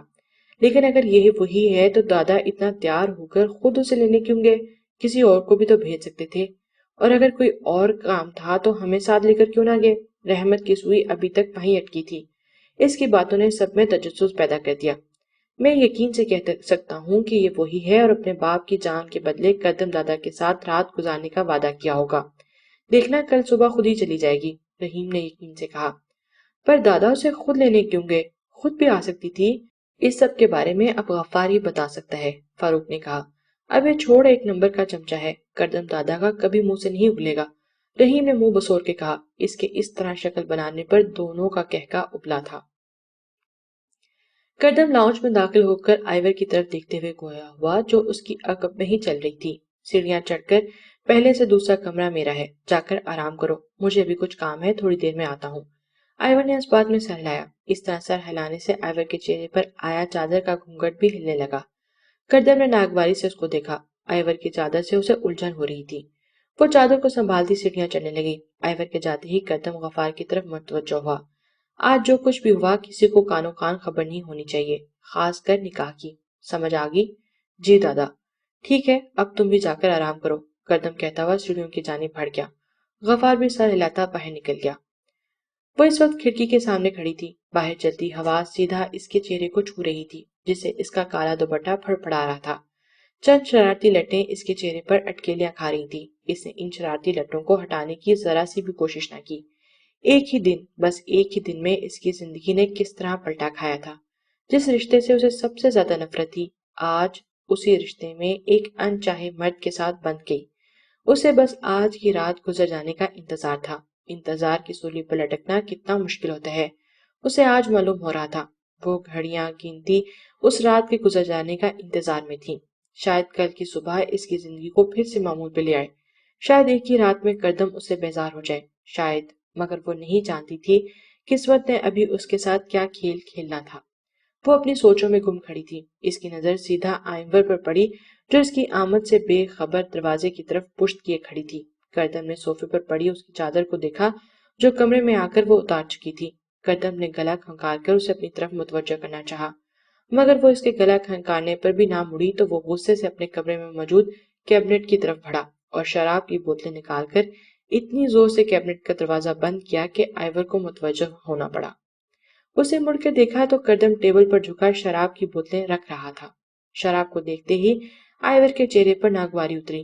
کردم جیسے ہی شراب کی بوتل ٹیبل پر رکھ کر کھڑا ہوا اور اس کی نظر سیدھے آئیور کے چہرے پر پڑی جو اس کی جانب متوجہ تھی، سامنے کھڑے شباب نے شراب کو بھلا دیا تھا۔ کردم کی نظریں اس کے چہرے سے پلٹنا بھول گئیں۔ کیا کوئی اتنا معصوم بھی ہوتا ہے؟ اس کے دل نے سوال کیا۔ وہ اب تک آئیور سے نکاح کے فیصلے کو محض اپنی بے وقوفی اور وقتی کشش سمجھ رہا تھا۔ وہ نہیں سمجھ پا رہا تھا کہ اس نے یہ فیصلہ کیوں اور کس لیے کیا۔ حالانکہ کسی کی جان لینا ان کے لیے مشکل تو نہ تھا، پھر کیوں اس لڑکی کے ساتھ سودا کر بیٹھا؟ کیوں اس کی نکاح کی بات پر حامی بھری؟ کیوں؟ کیونکہ یہ لڑکی سات پردوں میں بھی ایسی کشش رکھتی تھی کہ مقابل کی توجہ اپنی طرف مبذول کرا سکے۔ وہ عام سے نقوش کی لڑکی کتنی پرکشش اور خوبصورت لگتی تھی، کوئی اس وقت اگر کردم سے پوچھتا تو وہ بتاتا اس نے گھاٹے کا سودا نہیں کیا تھا۔ میں اور بھی جاذب نظر لگتی، پھر اس وقت تو وہ کردم کی منظور نظر بنی ہوئی تھی جس کی بس ایک ہی اشارے میں لڑکیاں منتظر رہتی۔ مگر سامنے کھڑی لڑکی بھی آئیور تھی جسے کردم جیسے وجیح شخص میں ذرا بھی دلچسپی نہ تھی۔ کردم کو یوں اپنی طرف تکتا پا کر آئیور نہ چاہتے ہوئے بھی گویا ہوئی، اگر آپ یہی سوچ کر مجھے یہاں لائے ہیں کہ آپ کی ایلیٹ کلاس کی بےہودہ لڑکیوں کی طرح میں آپ کا اس شراب نوشی میں ساتھ دوں گی اور بےہودہ اداؤں سے آپ کا دل لبھاؤں گی تو آپ کی سوچ غلط ہے۔ اگر آپ کو شراب پینی ہے تو مجھے کوئی اور کمرہ بتا دیں، میں وہاں چلی جاتی ہوں۔ آئیور کو شراب نوشی سے بے انتہا نفرت تھی اور کردم سے یہ بات کہتے ہوئے اس نے اپنے چہرے پر آئی ناگواری ذرا نہ چھپائی تھی۔ کردم جو آئیور کو دیکھتے کسی اور ہی دنیا میں پہنچ گیا تھا، آئیور کی بات نے اسے فوراً حال میں لاپٹکا۔ اسے یکدم غصہ چڑھا، ہونٹ پیچھے وہ لمبے لمبے قدم اٹھاتا لمحوں میں آئیور اور اپنے درمیان کا فاصلہ طے کرتا اس تک پہنچا۔ کردم کو اپنے قریب آتا دیکھ کر وہ ڈر کر ہٹی نہیں، وہیں کھڑی سر اٹھائے اسے دیکھتی رہی۔ کردم کا قد آئیور سے کافی لمبا تھا، اس لیے سر اٹھا کر اسے دیکھنا پڑا۔ کردم نے غصے سے آئیور کا بازو دبوچ کر بیڈ پر پھینکا۔ بیڈ پر گرنے کی وجہ سے آئیور کے بال آگے کو آ گئے، دوپٹہ بھی سر سے اتر چکا تھا۔ میں نے کہا تھا نا، اپنی حد مت بھولنا، تم میری بیوی بن کر یہاں نہیں آئی، اپنی زبان کو لگام دو، آئندہ میرے سامنے نہ چلے۔ کردم اس کی آنکھوں میں جھانکتا ہوا بولا۔ آئیور کی آنکھوں میں خوف نہیں تھا، بے بسی تھی۔ وہ چاہتے ہوئے بھی کچھ نہ کر سکی، بے بسی کے مارے آنکھیں نم ہو رہی تھیں۔ لڑکی ہونے کے باوجود اس کو رونے سے سخت چڑ تھی، مگر چاہتے ہوئے بھی وہ آنکھوں میں اترتی نمی کو روک نہ پائی، اس لیے بار بار پلکیں جھپکا کر چھپانے کی کوشش کرتی رہی۔ آنکھوں میں آئی نمی کی وجہ سے گہری بھوری آنکھیں کانچ کی طرح چمکنے لگیں۔ اس کی آنکھوں میں آئی نمی کردم سے چھپی نہیں تھی۔ وہ اس کا بازو چھوڑتا پیچھے ہوا۔ سو جاؤ، سخت لہجے میں کہتا وہ ڈریسنگ روم میں چلا گیا۔ آئیور خاموشی سے اس کی پشت کو بس گھورتی رہ گئی۔ کردم ڈریسنگ روم سے باہر آیا تو آئیور واقعی اسے بیڈ پر سوتی ملی۔ وہ پورے دن کی تھکی ہاری تھی، اس لیے اسے ذرا وقت نہیں لگا نیند کی آغوش میں اترنے کے لیے۔ کردم خاموشی سے آ کر صوفے پر بیٹھ گیا۔ شراب کا گلاس لبوں سے لگائے نظریں سامنے موجود بیڈ پر سوئے وجود پر تھیں۔ وہ اس کی طرف سے چہرے کیے بیڈ پر دائیں جانب لیٹی تھی۔ سائڈ لیمپ کی روشنی میں اس کا نظر آتا دھمکتا چہرہ اور دمک اٹھا۔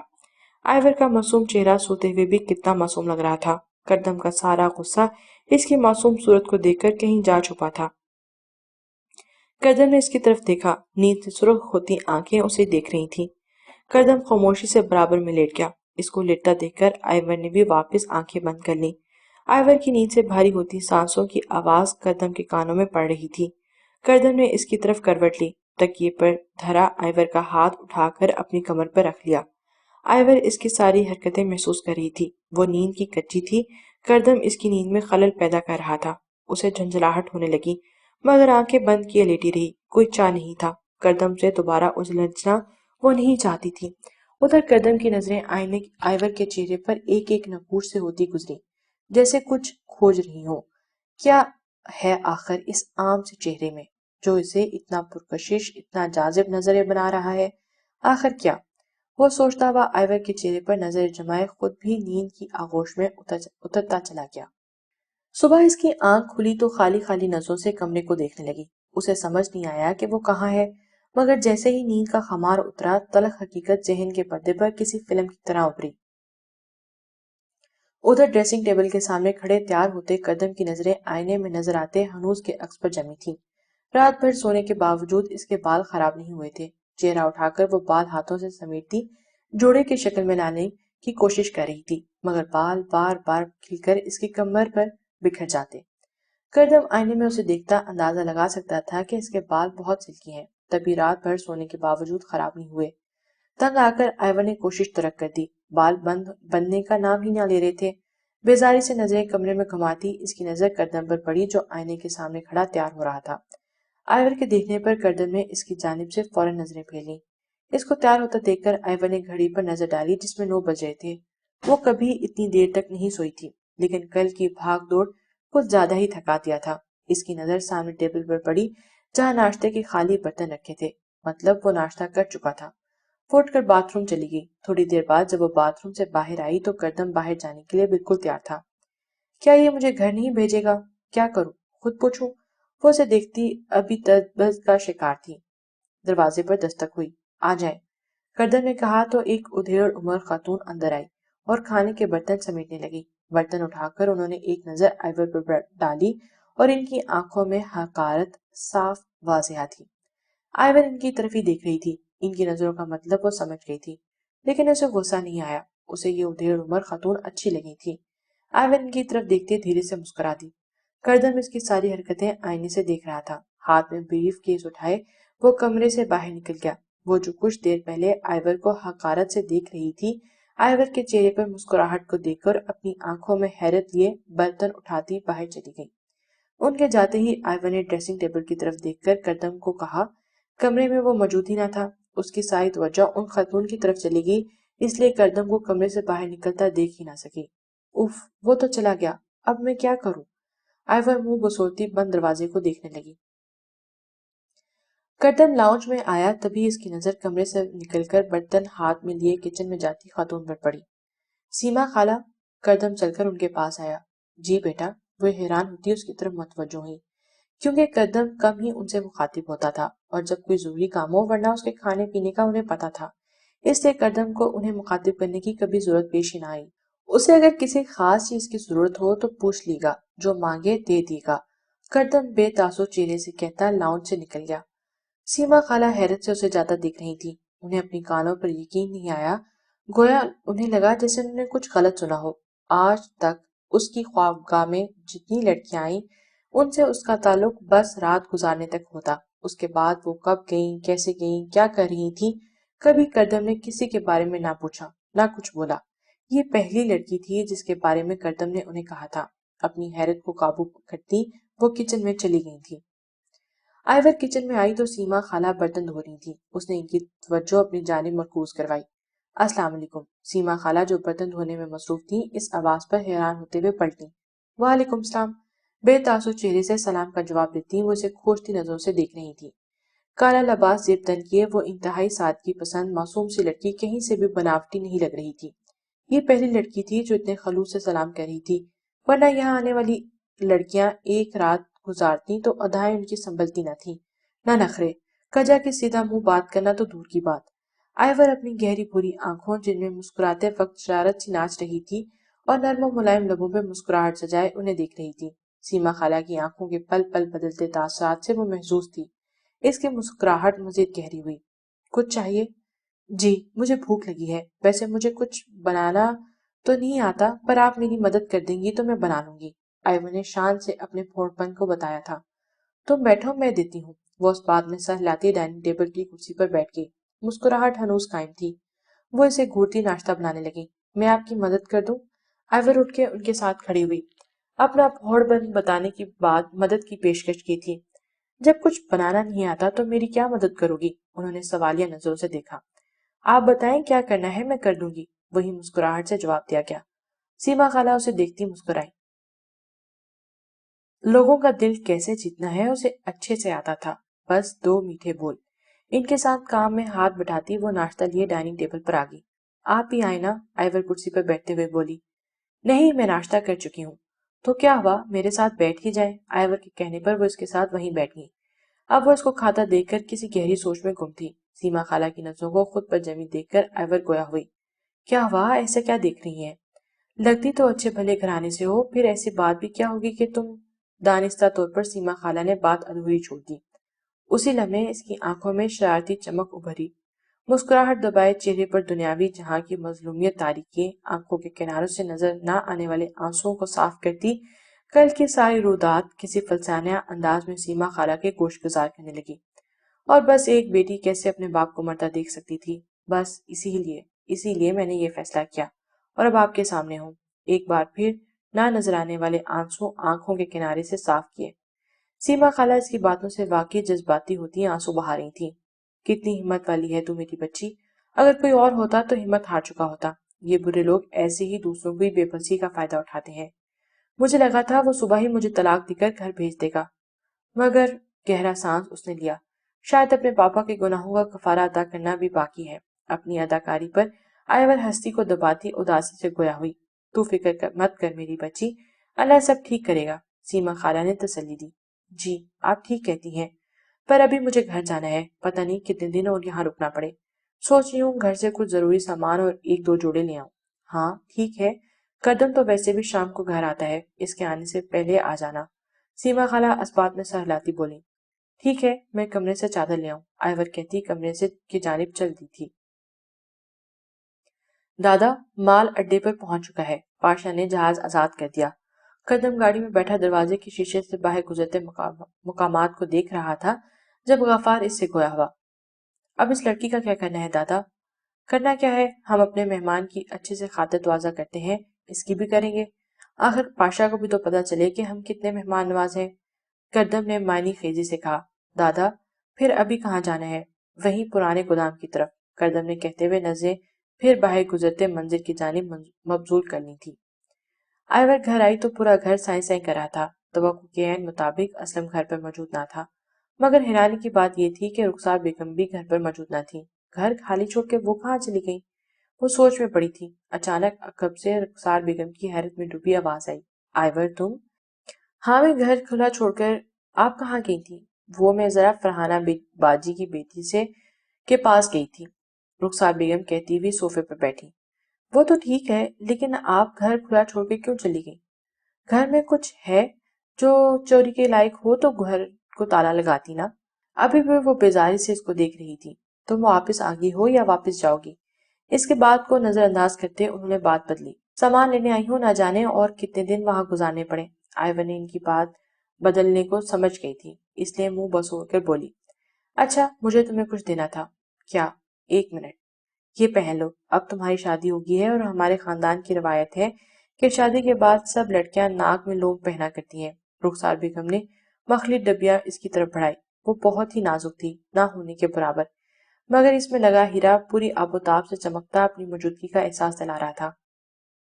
کیا؟ بالکل بھی نہیں، میں یہ ہرگز نہیں پہنوں گی۔ اور کون سی شادی؟ یہ کوئی شادی نہیں ہے، صرف کچھ دنوں کی بات ہے، اس کے بعد سب پہلے جیسا ہو جائے گا۔ آئیور کو رخسار بیگم کی بات پر یکدم غصہ چڑھا تھا۔ اگر میں کہوں یہ ماہا کی ہے تو کیا تم تب بھی نہیں پہنو گی؟ رخسار بیگم کی بات پر اس نے اب کی بار غور سے اس چمکتی لونگ کو دیکھا، حیرت سے اس کی آنکھیں پھیل گئیں۔ یہ کہاں سے آئی؟ آئیور حیرت سے چمکتی لونگ کو دیکھ کر بولی، یہ وہی تھی، وہ پہچان گئی۔ کتنی ہی یادیں تازہ ہوئیں، آنکھوں کے سامنے وہ سایہ لہرایا، مسکراتے لب، ناک میں چمکتی ہیرے کی لونگ، آنکھوں میں شرارت لیے اس کی ماہا۔ یکدم آئیور کی آنکھیں نم ہوئی۔ میں نے اسے یہاں ایک بینک میں بہت پہلے رکھوا دیا تھا، آج سب سے پہلے کام اسے وہاں سے نکلوانے کا کیا ہے تاکہ تمہاری امانت تم تک پہنچا دوں۔ اسلم کو اس بات کا علم نہیں تھا، اس نے تو باقی سارا زیور جوئے بازی میں نظر کر دیا، یہ بس ایک امانت رہ گئی تھی میرے پاس، رخسار بیگم نے افسوس سے کہا۔ ان کی بات پر نم آنکھوں سے انہیں دیکھتی ہاتھ سے ڈبیا جھپٹنے کے انداز میں لے کر وہ کمرے کے اندر چلی گئی تھی۔ گودام میں داخل ہوتا وہ اس کے سامنے آیا جو رسی میں جکڑے کرسی پر بے سود پڑی تھی۔ کردم اس کے سامنے کرسی رکھتا بیٹھ گیا، ہاتھ اٹھا کر غفار کو اشارہ کیا۔ اس کے اشارہ کرتے ہی غفار نے پانی سے بھری بالٹی اٹھا کر اس لڑکی پر پھینکی۔ اسے آس پاس دیکھا، گودام میں چند ٹوٹے پھوٹے لکڑی کے سامان کے علاوہ کچھ نہ تھا۔ اس کے سر پہ لگا بلب ادھر ادھر جھول رہا تھا، جس میں سامنے بیٹھے کردم کا چہرہ پر مشکل نظر آ رہا تھا۔ تمہاری رہائی کا وقت آ گیا ہے، چلو اب تمہیں آزاد کر کے باہر کھلی ہوا میں سانس لینے کا موقع دیا جائے۔ ہمارے مہمان کو بحفاظت ان کے گھر چھڑوا دو۔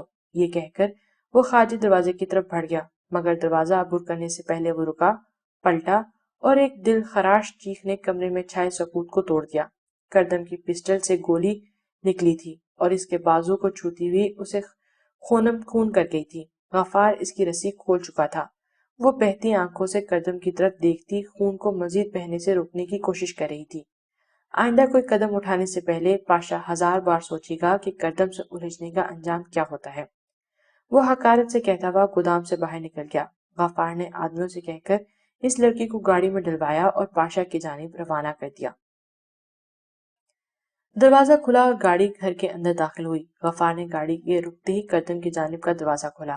سیما خالہ جو کچن سے باہر نکل رہی تھی، کردم کو گھر میں داخل ہوتا دیکھ کر ہکا بکا رہ گئی۔ آج پہلی دفعہ تھا کہ کردم دوپہر میں ہی گھر آ گیا تھا، ورنہ شام سے پہلے اس کی آمد ممکن نہ تھی، اور کبھی تو پوری رات بھی گھر نہ آتا۔ کردم سیڑھیوں پر چڑھتا اپنے کمرے کی جانب گیا۔ کمرے میں داخل ہو کے وہ صوفے پر بیٹھ گیا۔ اس کی متلاشی نظر اس چہرے کو ڈھونڈ رہی تھی جو جانتی ہی نہیں تھی کہ کم بختی اس کی آمد کے لیے منتظر کھڑی ہے۔ اسے کمرے میں موجود نہ پا کر وہ باتھ روم کی طرف گیا، مگر وہاں بھی وہ موجود نہ تھی۔ کردم کو یکدم ہی غصہ آ گیا، کہاں جا سکتی ہے؟ سیما خالہ فوراً میرے کمرے میں آئے۔ اسے کہتے ہی سیما خالہ کسی جن کی طرح حاضر ہوئی۔ کیا ہوا بیٹا؟ آئیور کہاں ہے؟ کردم کے چہرے اور لہجے کی سختی نے انہیں سن کر دیا۔ آج سے پہلے کردم نے کبھی کسی کے بارے میں یوں نہ پوچھا تھا۔ وہ کچھ سامان لینے اپنے گھر گئی ہے۔ کس کے ساتھ گئی ہے؟ سختی ہنوز قائم تھی۔ جی پتہ نہیں، شاید ٹیکسی میں۔ گھر سے تو کوئی گاڑی لے کے نہیں گئی، سیما خالہ ڈرتے ہوئے بتایا تھا۔ رحیم کو فوراً بولیں، فوراً اسلم کے گھر جائے اور اسے واپس لے کر آئے۔ کردم غصہ ضبط کرتے ہوئے بولا۔ سیما خالہ اسبات میں سر ہلاتی کمرے سے باہر نکل گئی تھی۔ رخسار بیگم کمرے میں آئی تو آئیور اپنا سامان سے بھرا بیگ جو وہ کل ہی کراچی سے لائی تھی کھولے بیٹھی تھی۔ سامان اب تک بیگ میں تھا۔ ایک ہی دن میں اتنا کچھ ہو گیا کہ سامان تک بیگ سے نکالنے کا وقت نہ ملا۔ وہ جانتی تھی اسے خود کو سنبھالنا آتا تھا۔ وہ جلد ہی اپنا دکھ درد چھپا لیتی تھی۔ ابھی بھی وہ بے تاثر چہرے سے اپنے سامان کو دیکھ رہی تھی۔ اپنے شوہر سے پوچھ کر آئی ہو یا ایسے ہی آ گئی؟ رخسار بیگم نے گلا کھنکارتے ہوئے پوچھا۔ میں نے کچھ پوچھا ہے؟ اپنے شوہر کی اجازت سے آئی ہو؟ کیا شوہر لگا رکھا ہے؟ نہیں ہے وہ میرا شوہر، سن لیا آپ نے؟ نہیں ہے وہ میرا شوہر، آئیور نے چلاتے ہوئے کہا۔ چلانے کے باعث اس کا تنفس پھولنے لگا۔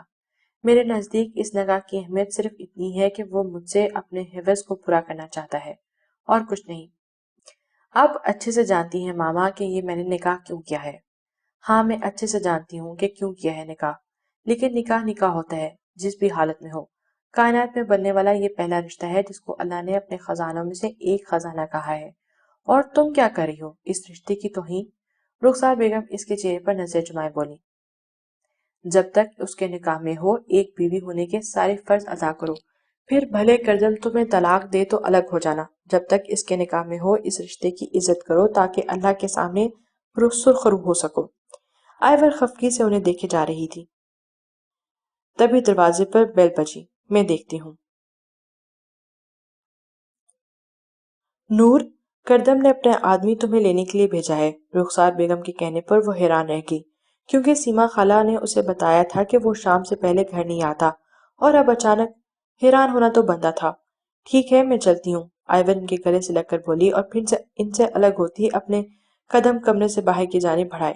مجھے یقین ہے کہ تم میری بات اچھی طرح سمجھو گی، کیونکہ تم اس عورت کی بیٹی ہو جسے خود ایک شرابی جواری اور زانی سے محبت کی۔ الفاظ یہ تھے یا نشتر جو رخسار بیگم نے آئیور کے دل میں پوست کیے۔ وہ زد سے مٹھیاں بھیجے باہر نکل گئی۔ رخسار بیگم بس افسوس سے اسے جاتا دیکھتی رہ گئی۔ کردم دادا تم نے اچھا نہیں کیا، تمہیں اس کی قیمت ادا کرنی ہوگی۔ پاشا غصے سے بھبرا ہوا تھا۔ سامنے بیٹھی بھانجی کی حالت نے دل کو چیر کر دیا تھا۔ پاشا اس کے سامنے دو زانوں بیٹھتے ہوئے اس کے چہرے کو ہاتھوں کے پیالے بھرتا پوچھ رہا تھا۔ سونیا زیادہ درد ہو رہا ہے؟ پاشا نے نرمی سے پوچھا۔ اس نے روتے ہوئے اسبات میں سر ہلا دیا۔ تم فکر نہیں کرو، میں اپنی گڑیا کی یہ حالت کرنے والے کو چھوڑوں گا نہیں، ایسی سزا دوں گا کہ روح تک کانپ جائے گی اس قدم دادا کی، پاشا ہنکارتا بولا تھا۔ سونیا آنسو بہاتی پاشا کو دیکھنے لگی۔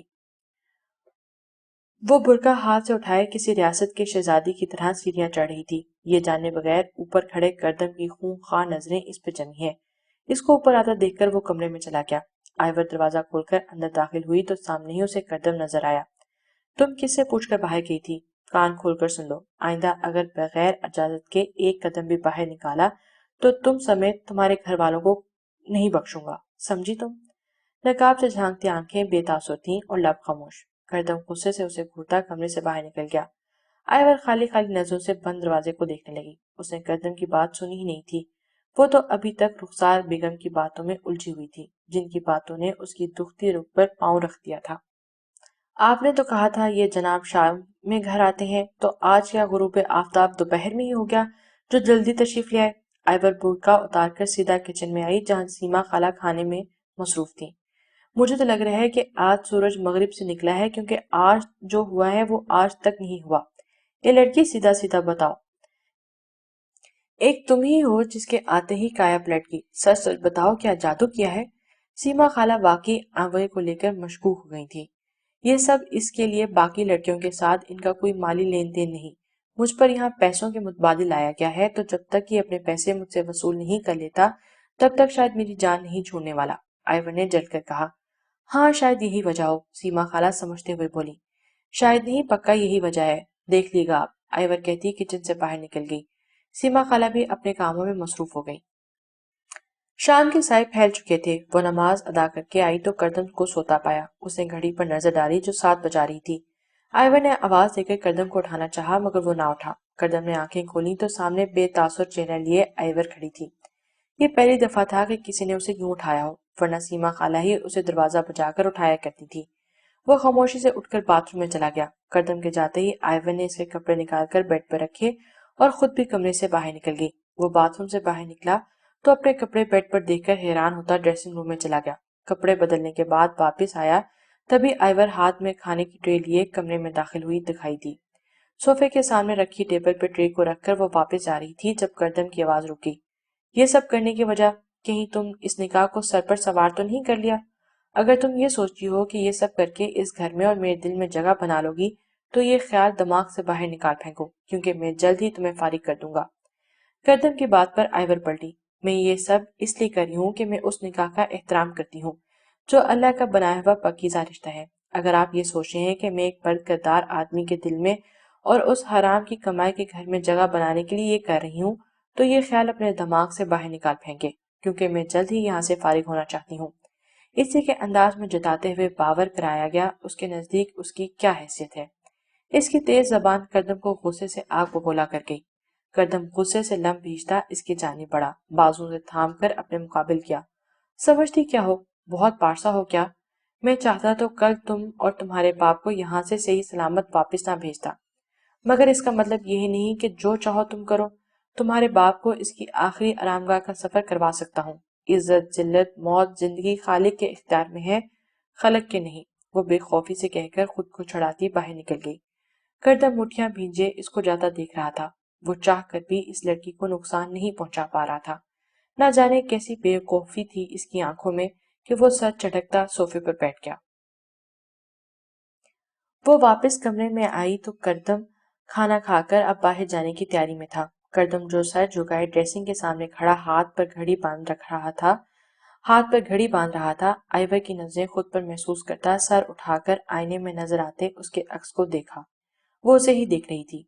क्या हुआ? कुछ नहीं, क्या होना है? करदम जांचती नजरों से उसके अक्स को देखने लगा। कितने साल की हो तुम? हैं? ये क्या सवाल है? आइवर ने अचंभे से पूछा। बहरी हो जो समझ नहीं आ रहा? मैंने पूछा तुम्हारी उम्र क्या है? आप सो रहे थे, आपके सामने तो निकाह नामे पर उम्र लिखवाई थी। तुम?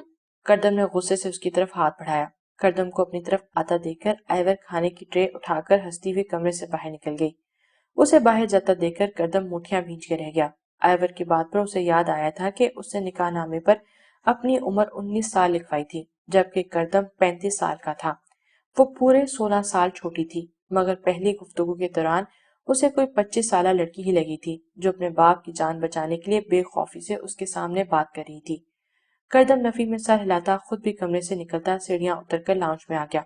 लाउंज में आकर उसकी नजर आइवर पर पड़ी जो सीमा खाला के साथ किसी बात पर मुस्कुरा रही थी। इस मुस्कुराहट में बेपनाह मासूमियत थी। वो एक नजर उस पर डालता बाहर निकल गया। करदम को बाहर जाता देखकर आइवर भी उसके पीछे लपकी। गफ्फार गाड़ी का दरवाजा खुले खड़ा था। करदम गाड़ी में बैठने लगा जब अपने ऊपर किसी की नजरें महसूस करता चेहरा मोड़कर देखा। करदम सरसरी नजर इस पर डालता गाड़ी में बैठ गया। गाड़ी के आगे बढ़ते ही एक बार फिर करदम ने किसी एहसास के तहत मुड़कर पीछे देखा, मगर अब वो वहां नहीं थी। वो अंदर जा चुकी थी। इसके जाने का इंतजार किए बगैर गाड़ी घर से बाहर निकल गई। करदम भी सीधा होकर बैठ गया। एक बार फिर आइवर ने अनजाने में उसे समझा दिया था कि वो ये सब इस निकाह के एहतराम में कर रही है, करदम के लिए नहीं।